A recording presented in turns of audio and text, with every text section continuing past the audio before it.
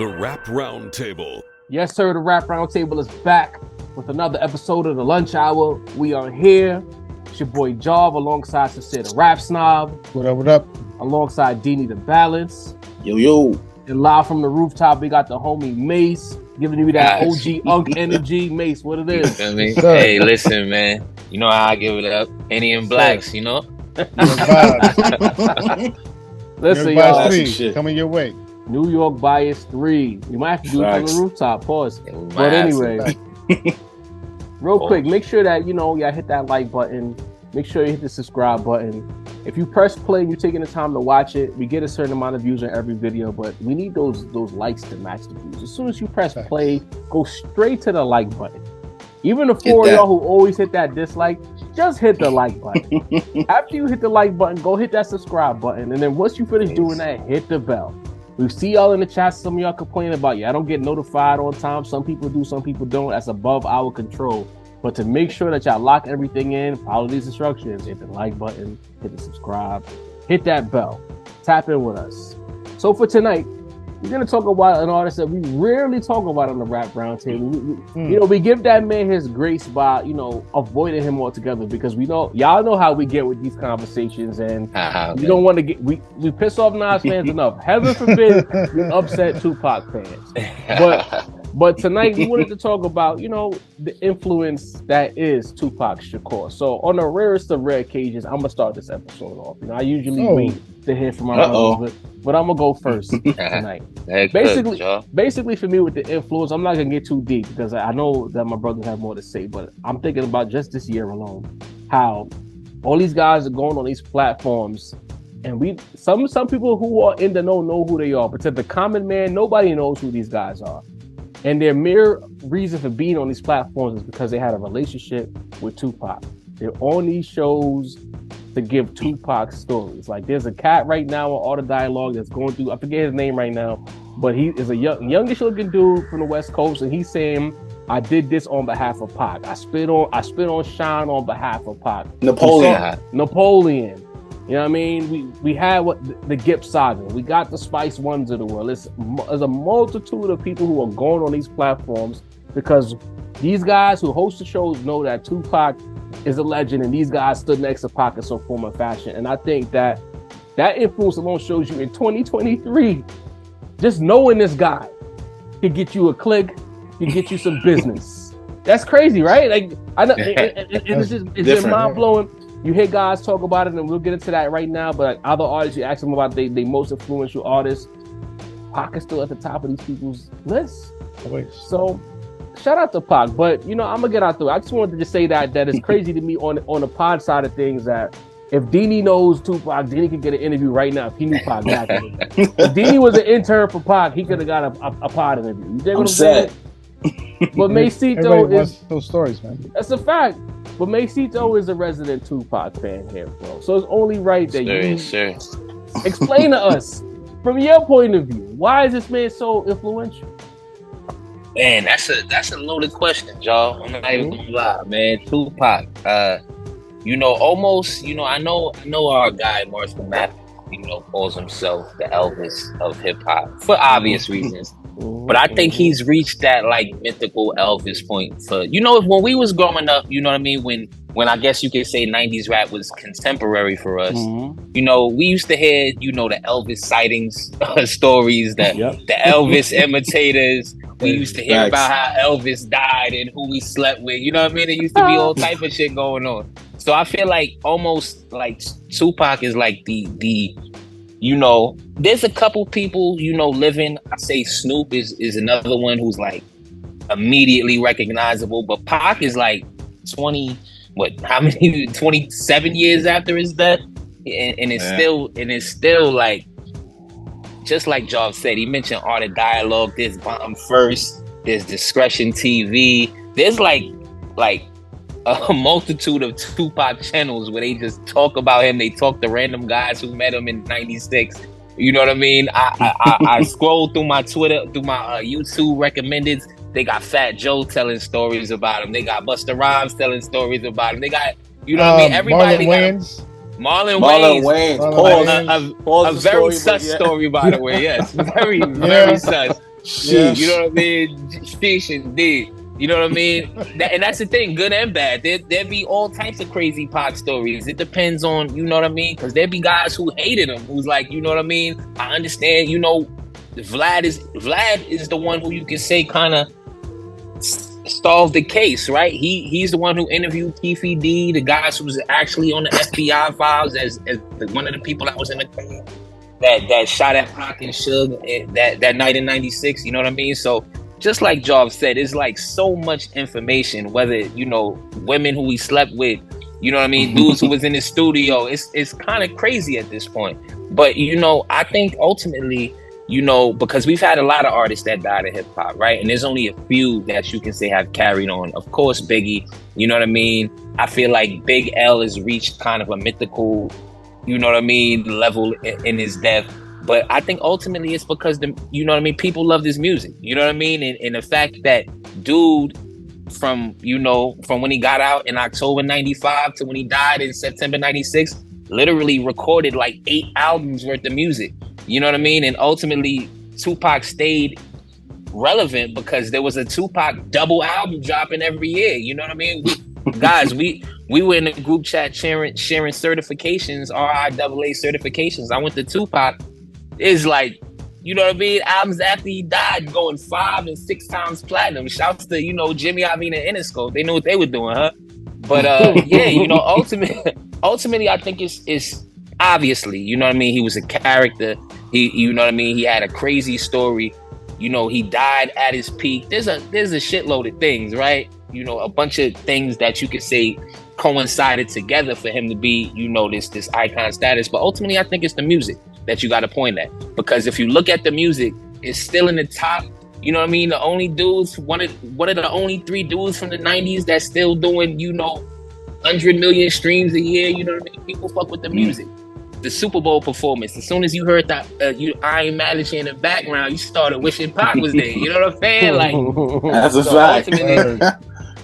So ultimately, you know, I think it's the music that really carried him to this mythical status at this point. Okay. Mace with the diatribe early on. I'm not that's what I'm here for. ISO, broken triangle. You know what I mean? Fuck it, man. Consider Rap Snob. You were there to experience all of these things as they happen. You were old enough to truly appreciate it at the time. You know what I mean? So from your perspective, what is it about Pac that makes him the most influential? I mostly agree with everything May said. Obviously, the music clearly plays a major part in this. Plus, all that music that he did record, you know, in bulk, that was released periodically. But beyond the music, I just want to add that, like, there is, like, Mace used the word, like, he's a character. Like, I see it as a persona. You know what I mean? Like, more than I think any rapper that I can think of, his persona, like, precedes him. Every time, like, he comes up in a conversation, like, it's a reputation. It's something that's sort of intangible. You know what I mean? Like, even beyond the music. And I think part of it comes from the fact that, you know, whether he was on wax or off wax, or maybe like in an interview or just talking, he was a natural orator. You know what I mean? And I think that comes from an era that's bygone now. Like, we don't really have natural orators that we see in our day-to-day life. Like, we're more disconnected than ever from the church. Not that I'm a religious person, but we don't really have like the civil rights leaders that we had in the past. But Pac grew up in all of that. You know what I mean? The black church, the pastors, the Jesse Jacksons, you know, and obviously his mother being a Panther. Like, he grew up with all of that energy, and that natural gift for being an orator, just like it drew people in. Like, even like outside of music, like, you always hear people say like there was just something that was gravitating about Pac, right? And I think that, you know, we see that to this day. Like, you know, you had other artists in rap that maybe hit you with a message, like, you know, let's say a Talib Kweli, but like, you always felt like they were like preaching at you, right? While Pac, he made it more seem like he was talking with you than talking at you. You know what I mean? And so, like, you know, those messages of like, honor your mother. You know what I mean? Don't let shit get you down. Keep your head up, right? The hood is a trap, like, and we all trying to get up. Like, those things resonated, right?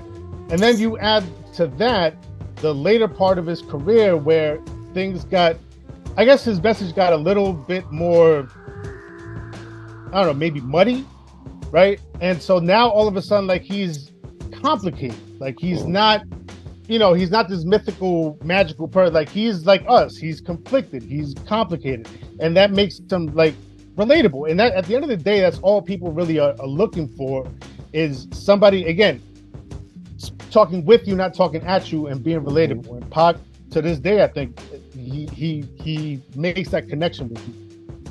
Wow, well, I didn't expect that from Sin. Sin's super thought out with Pac, you know. My God. A lot of times we build with Pac, and Sincere usually keeps it short. I'm very impressed at that tonight. You know what? I got Shout some out to bars Sin. for Pac. But Yes, Dini, sir. what up, bro? Like, give us some balance here. Like, what do you think about his influence, brother? I think Mace and Sin summarized it pretty well. But if y'all missed anything out, I would say it's the realness. You feel me? It's the authenticity. It's the we all know, like, a person that, like, when they walk in the room and, like Sin said, gravitate. Like, people just a feeling you get about this person, whether it's hate or love. There's just something that attracts attention to that person when they walk in the room. To me, that was Pac. Like, Pac was like a fucking anomaly, bro. Like, he was that person that you just can't figure out. Pac was thuggish on Monday, emotional with shit on Tuesday. I love the ladies on Wednesday. Fuck these hoes on Friday. Like, he was just all over the place. And I think that made him, like, I really humanized him to a lot of people, because people just know we always got to be well behaved, or it's fuck the world, we always on go time. But, like, Pac woven them two type of worlds into each other. You know what I'm saying? He just was very charismatic, smooth dude. Knew how to walk in the room and just captivate. Like, everyone, like y'all said, everyone who mentions the brother, like, the high praise of him is, like, immense. And you think Pac died at what, 26? Some shit like that? Yeah. 25. So Pac been dead longer than he's been alive at this point. You know what I'm saying? And that shit, the resonation with him is just nuts, bro. Like, it was real. Like, if you were there to experience it, for the younger listeners, you know what I'm saying? But just talk about it with the older guards. If you was there to experience it, you remember what those moments was like. You remember when he came home from the joint and linked with Death Row, and then him and Snoop dropping shit, and him and Dre with the California Love. It just was like, dude was relentless, bro. Like Jav, basically, you might get this, but low key, he might be like the Cobra rap, in the sense of, like, I'm never stopping. I'm on foot on necks at all times. You break my leg, I will crawl on the court. Pac gave it his all. You know what I'm saying? And I think that's why people respected him. It was just so authentic. Like, whether you hated him or you loved him, it was authentic love. It was authentic hate. And even the goons that got with him respected the goonage. The righteous brother that got with him respected the righteousness. Yeah. And the ladies dug it. Like, I remember being a kid and watching the ladies go wild for Pac, bro. And I don't mean like wow. I mean wow. Like, that was one of the rap dudes where the rap, the persona, and the way the dude looked actually matched the one for a lot of ladies. You know what I'm saying? Like, there you go. Because like I don't want to throw the local rapper, but Hov had everything but the looks. Yeah. You get what I'm saying? he ain't have the look. You know they not trying to hear about the local bro. celebrity rapper, bro. He ain't had a look. Like it was just like a rat. Like, not, you see, the ladies love, damn, son. The ladies love Nas. So Nas, even when chicks wasn't digging Nas, like, musically like that, they just liked Nas physically. So he always had his way in like that too. You know what I'm saying? He was a different cat, bro. Like, Pac was really the stew. Like, you know what I'm saying? Everything that you could put in the rap pot, he covered a food it, bro. Reference. They go deep in his bag. The heavy brother. The chef. So they man. got a little bit of this. He was the jambalaya rap. You know what I mean? The rest of the three of us, we should run a pool as to, like, how far into an episode or recording.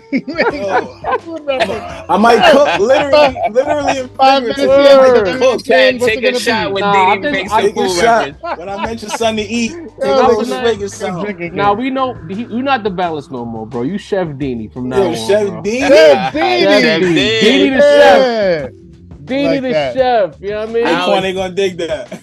I would see the chef and the ghost. You different, bro. That's different, bro. different. You know, another thing that I would say about Pac is a lot of our favorite rappers, not all, but a lot of them, they do have this superhero, larger than life, hard to attain aesthetic. And it felt like Pac being such an everyman. He never felt like he was above you. He always felt like he was more of you than above you. And I felt like that was something that played a role in people's fandom of him, because he was giving you game. But we hear the complaints about the local celebrity rap. I'm only using him as an example. A lot of people complain because it's always about the money, the glitz, the glam. They don't feel like local celebrity rap is reachable. Tupac never made you feel like you were beneath him. You dig? Yeah. And I think being that everyman, being a dude who wanted to be the street guy, being a dude who loved the ladies, being a dude who loved his mom, like he spoke to everyone. He was truly an everyman in that regard. Like whatever mood you had, whatever mood you was in, Pac had a record for it. You know what I mean? And a lot of artists don't have that. And it's like when I was younger, I didn't appreciate that. I always said, like, I didn't get into Big and Pac musically heavily until like I got older. When I was a kid, I'm like, yo, well, I was a hater. I'll admit it. I was like 11, 12. I was like, I like these niggas so much. Like, what's the big deal about it? You know what I mean? I remember being in 7th grade, and there was a dude named Lydell. La was in the hallway crying when he got the word that Pac died in school, like literally shedding tears. And I couldn't understand. I'm like, he's just a rapper. Then I got older, get some life experience. Like, oh, this guy was really about some shit. You know what I mean? And I can respect that. But definitely the everyman aesthetic is what I think is about Mace. I don't know if you feel that way, because you got on the Pac a little bit later. But was that something as you developed as an adult, having kids and whatnot, that you felt like Pac was speaking to you in a way that no one else could? And that's the thing. Pac, when I was 13, 14, 15, my favorite types of rappers was like the super lyrical dudes. You know what I mean? The dudes who I wanted to write down their lyrics on paper. You know what I mean? I wanted to hear the crazy punchlines. I wanted to study your freestyles and match your cadence. You know what I mean? But as you mentioned, y'all, by the time 10 years later, by the time I'm 23, 24, 25, when I listened to Pac music, it was grown man music. You feel what I'm saying? Even coming from, because at that point, I was older than Pac was, when, you know what I mean? To be honest with you.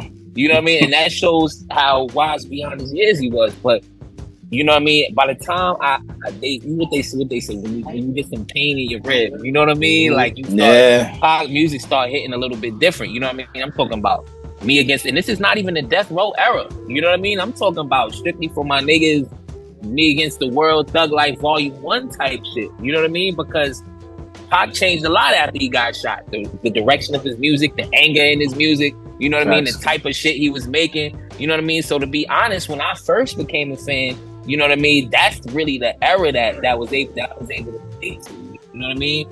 And another thing I think we missed, I kind of thought about it when Dean was doing his thing, was the fact that Pac was one of the early artists, and this may be because, you know, we all make fun of it, right? You know, California Love, MC New York, you know what I mean? Baltimore Dance School, you know what I mean? It becomes a meme, you know, when people trying to shit on him, but he kind of had that every coast feel to him. So when he started making music, you see him on records with MC Breed, you know what I mean, for out of Detroit early, 93. You know what I mean? You see him rocking with the, you know, everybody talk about Goody Mob, and then was telling stories about Pac from, you know, the mid-90s as well. He was one of the early artists that kind of made sure they touched every coast.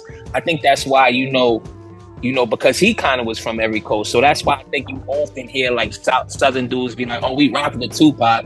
Or, you know what I mean? Midwest dudes be like, oh, we rock with Tupac, when they're trying to kind of regionalize other artists. I think he was an early artist that kind of, you know, appealed to every single coast, maybe except the East, you know, in 96. You know how that goes. Smoke. Smoke. Yeah, I'm kind of, but like, this shit was still ringing off, bro. Like, it was. I will be completely honest. Like, there was a very strong, palpable feeling of wanting to hate him, and some of us did, but some of us couldn't really get there. You know what I mean? Because the music was so fire. You know what I mean? Like there was no way That's around real. it. Like, you know what I mean? Like, you know, we all have our feelings about like everything that transpired, but like if at the end of the day it's the music that matters, Pac made some fire ass music, man. Great You music. say what you will about like, you know, whether he's, you know, top 5, 10, top 20 lyricists. You know what I mean? If that's your bar, if that's, you know, what you're setting as your standard, you know what I mean? That's a different conversation. But in terms of like the music hitting, Generating that feeling. yo, Right. music hit, bro. Yeah. That's a fact. That's a fact. Dina, you got anything to add to that before we pivot? Nah, just shout out to Pac, man, for all the legendary shit he's done. Fact. For all the great stories we've gotten over the years from a litany of, you know what I'm saying, people affiliated with him, and just keep playing the tunes, man. Keep spinning those albums. You know what I'm saying? Just keep the legacy going. Yo, what's your Thanks. favorite Pac record? Before we get So Many Tears. Ace? Pain. Pain. Yeah. Yo.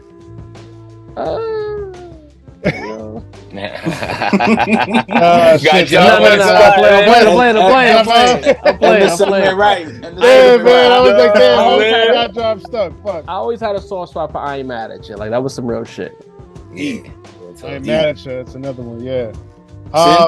You know, rocking with I'm Sid? gonna go my orange beanie hipster route. Jesus Christ. Oh man, here we go. What's it? Definition of a thug nigga. Oh, that's fire though. Okay, That's fire. okay, That's fire though. It's not coffee house rap. It's okay. Poetic Justice, right? The Poetic Justice soundtrack, Mm. correct? So, That's it. real quick. They it was on Are You Still Down too when they Yeah, the joint yeah. with the original beat. Right. I mean, you would know. Mesito. But real You know that's quick. in the Apple Music. You know, Mike D, April 24th, 6 Yeah. p.m. Don't duck the fade. Just Hey. come to the rap round table. The people watching it, they know. Everybody know. Hey, Yeah, you got a Pull super up. chat. You got a super chat from one of your viewers telling you what we said about your commentary when it comes to Kanye and Hov, no matter how flawed that take actually is. Shout out to Legal and Green. But April 24th at 6 p.m., Mike D, don't duck the fade. I just needed to get that out there real quick. listen, Moving step on. over Pull up. the arena. Griselda got their first plaque. Mm, Gold sir. plaque. Johnny Mhm. P's Cadillac. Sincere the rap snob. We saw you tussling a little bit with the God Beats, Rhymes and Lists. Oh, man. Damn it. Sincere had to say, Affiliate. Lil Bro. Papa. Spicy. I'm just saying, man. Like, shouts to Benny and the whole Griselda. Yes, sir. You know what I mean? Benny spearheading for the movement. You know, as West Side Gun, I think, confirmed this is the first Plaque. plaque for the whole Griselda. Wow, that's dope. You know what I mean? And you know, like I've been witness to, you know, step by step the work that they've put in. You know what I mean? Maybe not from day one, but maybe like day 4 or 5. You know what I mean?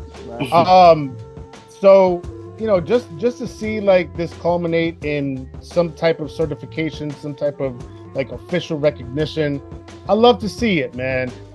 Some people might be saying that like, oh, he owes that plaque to J. Cole, but look, man, Benny had to like bring it up from the dirt to work his way up to even getting a J. Cole feature. You know what I mean? So like the fact that it's his record on his album, he was able to score the J. Cole feature, tell Cole, yo, come do this Buffalo thing with me. You know, all respect due, and all shouts to Benny and the whole Griselda, man. I love to see it. Hey, this is what I gotta say about that. You know, I was giving Sid some grief in the group chat because somebody had to. You know, I was having a rough day, so I said, you know, I'm gonna piss Sid off because it's funny. But anyway, in all seriousness, I feel like this song getting the certification kind of validates all the hype that went into Tana Talk 3. It was Tana Talk 3. Am I right about that one? 4. It was Tana Talk 4 that was 4. that Yeah. drop? Tana Talk 4. My apologies. There was a lot of hype. There was a lot of energy surrounding Benny. The Def Jam deal, a big release, getting the Cole feature. To me, this validates that entire body of work because at this point, you can say by getting that gold plaque for that single, that record did exactly what it was supposed to do. Now, yeah, I was messing with Sin in the chat and saying, you know, Griselda can't play the independent card if you get in the cold feature. But nevertheless, Sin made a valid point about building to that. And once you build to that, you got to make it count. And getting this plaque right here means that all those bricks, figuratively and literally speaking, all of those bricks led to this position where you give the equivalent of 500,000, and then Mace broke down the streaming numbers. You gotta imagine how many times that song had to be streamed for you to equate to 500K. Nice. That means just billions of streams for Johnny P's catalog, which means that Benny the Butcher's impact was strong enough to where a song with his name on it garnered 500,000 spins. Even if it wasn't your favorite Benny record, this is a big deal. To me, this validates that project. That means that now, sad to say, Benny has real expectations. Honestly, Benny might not even be overground anymore. I'm not saying he's mainstream, but Benny's officially a lit rapper. He's not overground. Benny's no longer a cool story. With this plaque right here, he's graduated. He's not a niche act anymore. There's expectations allowed, and I kind of look at Benny as like when you play that video game when you got to build your character up from the ground up. Every Griselda win is them getting a VC or whatever it is, your mob playing, whatever, and you just building and building and building until you get to that superstar Hall of Fame level. And we're watching in real time Griselda build. I kind of, sincere, I'm gonna throw it back to you before we pass it to our brothers. All I'm gonna say real quick is Benny got his plaque. Conway got to stop bullshitting. Conway's on the clock now. That's your man, son. Don't do that to Conway. Man. I got to. Conway's pressure. He's doing him, man. Little pressure.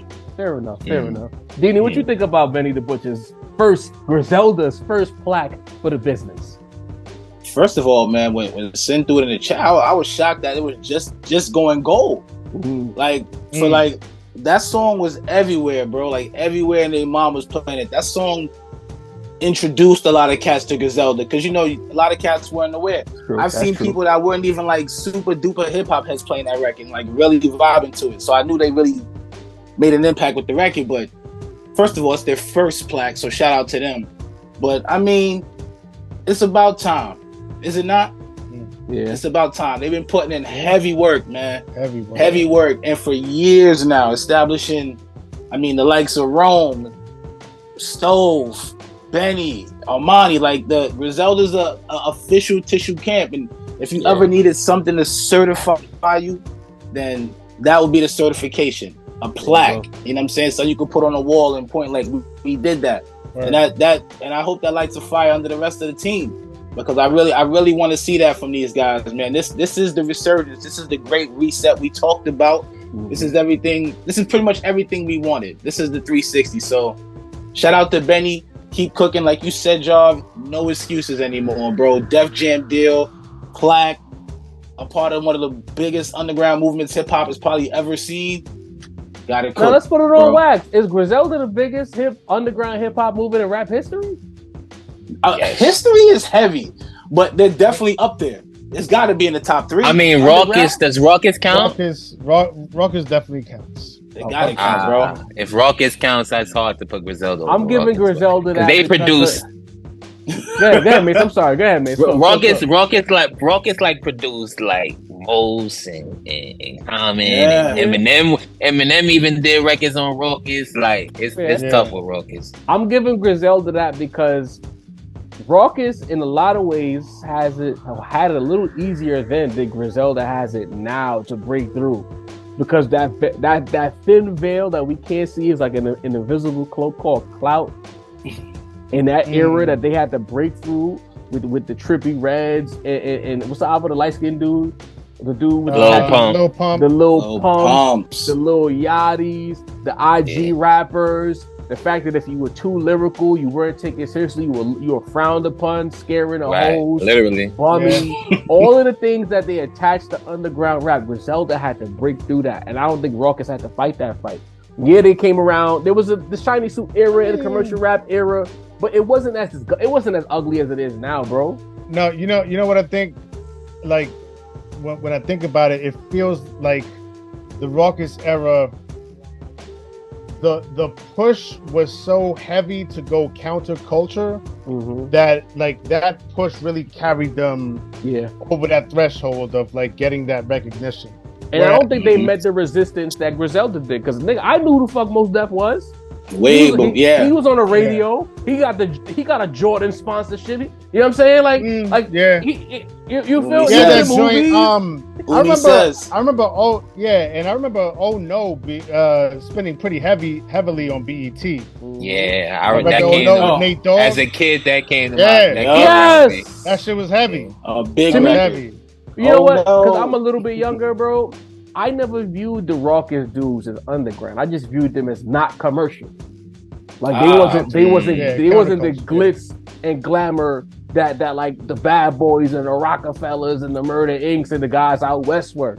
But they were wild nice. And it's like they wanted to be underground. That's what the underground dudes like. You know what I mean? Like we're pure rap. You know what I mean? Right, kind of like that's what they gave off back then. Yeah, unsold and shit like I knew who Talib Kweli was. I knew who Mos Def was. I knew who all of these dudes. You know what I mean? Pharaoh Monch, all these guys that were in that little space. I always was aware of them. Sin had to tell me about Griselda. I didn't know they were there. And I was on rap websites every day. I didn't know what the fuck Griselda was. You dig what I'm saying? So it's like they had, for me at least. I'm not saying it feels like there was more to break through, right? Like more layers to break through to get to this point. You know what I mean? Because people still clown Griselda. People still front. You go on Twitter, people still fronting on them. So for me, it's like this is a big fucking deal, bro. Big deal. And that's the thing. Don't hide, Mace. You're gonna talk about this. Nah, listen, man. Like I want to congratulate Benny, man. I want to show him love. You know what I mean? Beats Rhymes and List. You know that's the affiliate. That's the homie. You know what I mean? He figured out Twitter in like a month. You know what I mean? He goes viral every day. You know what I'm saying? Yeah, man. It's kind of crazy. Well, we stealing some of your songs too. I don't care, Beats Rhymes, unless we love you. Yes, sir. We got on your list. Yes, sir. So but I want to say this. I think it was a little bit. This one was a little bit in bad taste, to be honest. And as a connoisseur of bad taste, you know what I mean? Pause. Hey, you. But I feel like, let Benny have his shine, bro. Like, why you gotta retweet this today? Like, I wasn't really feeling that. You know what I mean? And that's the homie, but I wasn't really feeling that. And I want to be honest with you, like, my full sin, but I want to be honest with you, like, and I know I get the reputation, you know what I'm saying, as a J. Cole hater, but J. Cole, like, I don't think every J. Cole feature charts and goes in plaques. You know what I mean? This is not like a Bad Bunny Drake feature, you know what I mean? Where it's like automatically commercially viable and he's singing on the hook. This is a rap record with two dudes rapping bars back and forth. And you know what I mean? Like, J. Cole is the type of artist where, yes, he has the notoriety, but it's not an automatic plaque. The record has to be good. We know Drake records could be bad and go, you know what I mean? Never mind with platinum, you feel what I'm saying? But a J. Cole record has to be good for people to fuck with it. And then a lot of people are gonna fuck with it, you know what I mean? Because of the odds he has. But I think that, because if this was the first time, you remember seeing the video explaining who Johnny P was and having him back in his hood. This was like, they obviously shot for this record to be, you know what I mean? A record that made noise, a record that was popular, and it succeeded. You know what I mean? You gotta love that. You know what I'm saying? Because a lot of people put a lot of shit into shit that don't work. And the fact that Benny, you know what I mean, he carries a lot of weight on his shoulder, because I think he's the one that everyone looked at as, oh, this is the guy that's gonna work commercially. You know what I mean? So he needed to deliver, and then he did deliver. Don't think that when a record goes gold, the price goes up, guys. The record labels see it. The shows go up. The budget goes up on the producers. A lot of things happen when a record goes gold. Yeah, I'm telling you. So big congratulations to Benny. You know what I mean? He's on the world tour right now for 10 to Talk 4, I believe. You know what I mean? The yesterday's price is not today's price. Benny, get him, bro. I mean, I guess I gotta ask the question before we wrap up this lunch hour. With this gold plaque and yesterday's price not being today's price, does that mean that there'll be no more Derringer and Benny? Has Benny graduated from Derringer to be Hit Boy exclusive?